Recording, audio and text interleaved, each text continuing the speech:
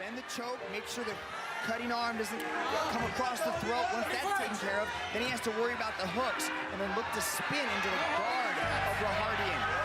Rahardyan's getting behind the head now. Money triangle!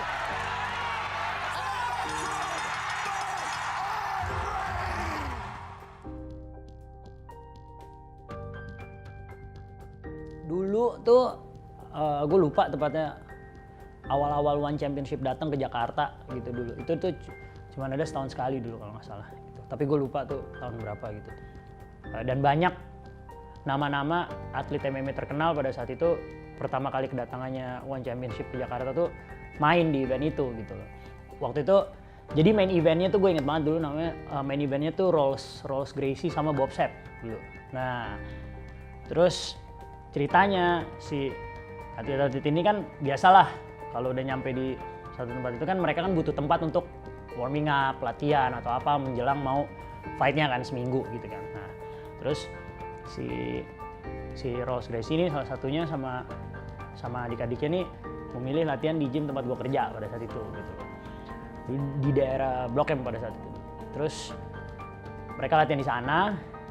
Terus mereka kayak butuh guide nih gitu loh buat ya hangout di Jakarta segala macem gitu. Akhirnya gue lah guide-nya gitu kan. Terus anterin mereka segala macem gitu. Wow, karena Rolls-nya main event gitu. Akhirnya terus dia kayak rasa terima kasihnya dia tuh dia ngasih gue tiket VIP pada saat itu gitu. Terus wah, jadi gue bisa akses bisa kemana-mana kan gitu. Terus wah seru juga nih gue bilang gitu. Wah, gue pergi nonton nih ceritanya, gue pergi nonton gitu. Cuman gue nggak duduk di VIP, gue pengen nungguin fighternya keluar dari tram gitu kan. Wah, gue ngerasa kayak wah gila nih, ini fighternya hebat-hebat banget gitu kan, fight di sini gitu segala macem gitu. Terus pas partai puncaknya Rolls Gracie lawan Bob Sapp pada saat itu. Bob Sapp tuh one of legend lah di dunia MMA gitu. Terus dia menang ya, dia menang nggak salah menang Saichok atau gue lupa. Terus cuman dia menang chok lah intinya gitu.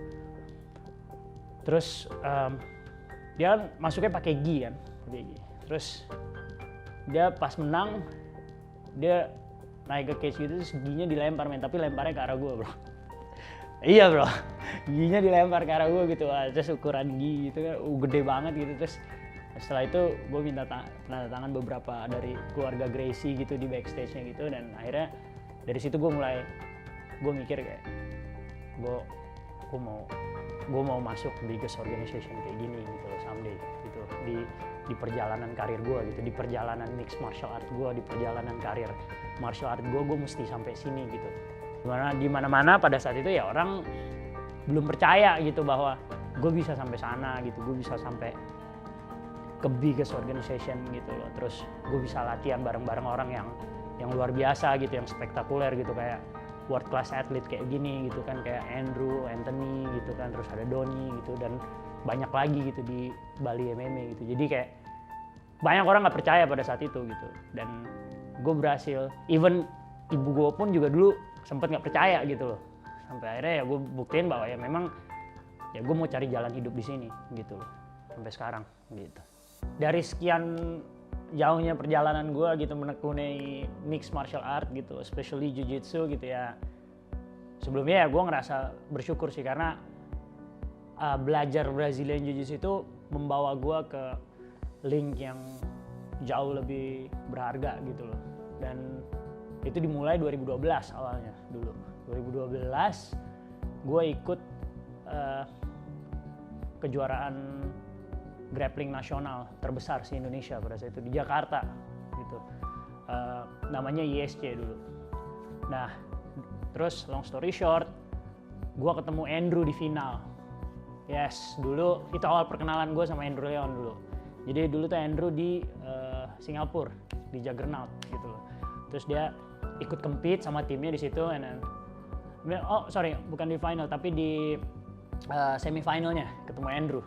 Gitu. Terus kalah by decision, kalah poin gitu sama si Andrew. Terus dari situ gue mulai, man, this guys tough gitu. So, gue mau latihan modelnya nih kayak dia gitu, karena gamenya dia tuh dari satu posisi ke posisi lain, itu yang bikin gue jadi kayak wah gue gue mesti tahu nih latihan jiu-jitsu kayak gini nih gimana gitu, dan itu kompetisi nogi pada saat itu gitu kan. Dan dari situ gue mulai search dia awalnya gitu, si Andrew. Gue mulai search Andrew Leon gitu, gue cari, terus dulu dia sama kakaknya kan, sama Anthony, sama Doni itu latihan di Phuket pada saat itu. Yang gue lihat footage-nya di YouTube itu dia udah mulai latihan di Phuket kan, men. Terus gue lihat, wah gila banget latihan kayak gini, ada sarana latihan yang kayak begini gedenya gitu. Terus akhirnya 2014 ternyata gue waktu itu ada di salah satu, gue kerja di salah satu gym gitu, di salah satu gym di Bilangan Jakarta Selatan gitu loh. Terus gue kerja di salah satu gym itu gitu. Terus out of nowhere, rupanya gym itu tuh kayak gue gak tahu gimana mereka tuh ngebawa Andrew Leon sama timnya untuk bikin program MMA program sama Brazilian Jiu-Jitsu program di Jakarta gitu. Terus mereka lagi survei tempat gitu, terus Andrew datang main ke tempat di mana gue kerja gitu, di gym itu gitu. Terus dia inget, gue inget dia pernah ketemu 2012 di kompetisi gitu kan. Terus dia inget gue, akhirnya dia bilang, "Wen, man, you should train with me," katanya. Dia bakal buka gym di gymnya yang baru ini gitu, di Jakarta MMA gitu. Dan itu tuh deket sama tempat gue gitu. Akhirnya gue pikir, ya udah deh, ini buat gue kesempatan gitu loh, bahwa akhirnya ada orang yang world class athlete nih yang bakal buka program Brazilian Jiu-Jitsu sama MMA gitu loh. Terus akhirnya gue latihan di situ gitu. Dari situlah 2014 mulai mereka punya rencana mau bangun Bali MMA gitu kan. Terus akhirnya ya udah ngobrol, Andrew nawarin gue kerjaan gitu, di Bali MMA mau nggak gitu loh, ngajar jiu-jitsu program di sini gitu pada saat itu. Terus oh ya gue bilang gue tertarik gitu kan. Terus dia juga menawarkan kalau kerja di sini nanti ada program fight teamnya gitu. Jadi nanti kalau misalkan kamu fokus mau fight dan kamu mau ada persiapan fight segala macam, kamu bisa latihan di Bali kata dia. Terus akhirnya begitu Bali MMA jadi, gue mulai sering bolak-balik Jakarta Bali pada saat itu gitu. Tahun 2014-2015 itu gue masih sering Jakarta Bali. Terus 2016 ketika gue mau kejuaraan nasional juga, gue masih sering Jakarta Bali gitu. 2017 gue mulai pindah ke Bali MMA gitu, benar-benar pindah gitu untuk gue mau fokus di sini gitu loh, sampai nanti karir gue selesai gitu loh.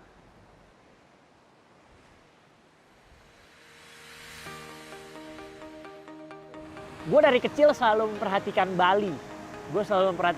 Karena menurut gue kayak Bali tuh kulturnya luar biasa banget gitu. Apalagi yang paling penting sih menurut gue, mereka bisa hidup berdampingan gitu dengan berbagai macam kultur gitu kan, berbagai macam religion gitu. Mereka bisa hidup berdampingan dengan damai gitu. Menurut gue kayak wow gitu loh. Ya gue tidak mendiskreditkan atau menjelekkan kota kelahiran gue, tetapi ya gue melihat Bali sisi positifnya itu gitu loh. Ya which is dimana kayak Jakarta is my home gitu, still is my home gitu kan. I live my heart in Jakarta gitu, tapi Bali menurut gue kayak gue banyak nemuin hal yang beda gitu, yang gue nggak dapet gitu di Jakarta gitu. Kayak ya kalau gue sih lebih ngerasa more peaceful gitu di sini. Hope someday gue bisa, ya mungkin one of my dream gitu ya salah satunya ya gue pengen bawa orang tua gue ke sini gitu, buat tinggal di sini gitu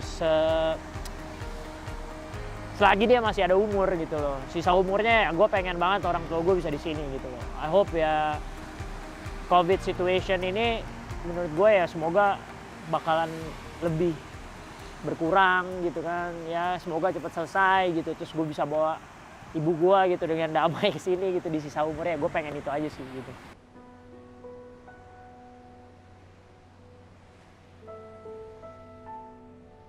Kalau dari gue pribadi, menjadi seorang senior atau leader itu buat gue justru menjadi tanggung jawab yang besar gitu loh, bukan menjadi besar kepala, tetapi mempunyai tanggung jawab besar. Karena gue akan dijadikan contoh gitu untuk para generasi berikutnya gitu loh, gimana perjalanan gue gitu, gimana gue sama pelatih gitu kan, hubungannya segala macam gitu. Karena kalau gue memberikan contoh yang buruk, udah pasti itu akan menjadi contoh juga buat mereka gitu loh. Jadi gue pribadi itu menjadi tanggung jawab gue gitu, tapi bukan berarti gue menjadi besar kepala gitu loh. Justru gue senang gitu bisa membantu perkembangan MMA di Indonesia dengan mendatangkan atlet-atlet Indonesia lainnya ke Bali MMA gitu. Dan kita mempunyai tim yang solid pada akhirnya sekarang gitu loh, dengan anak-anak Indonesia yang berprestasi gitu lainnya gitu, yang dari berbagai bidang martial art gitu atau background martial art gitu yang bergabung sama kami di Bali MMA.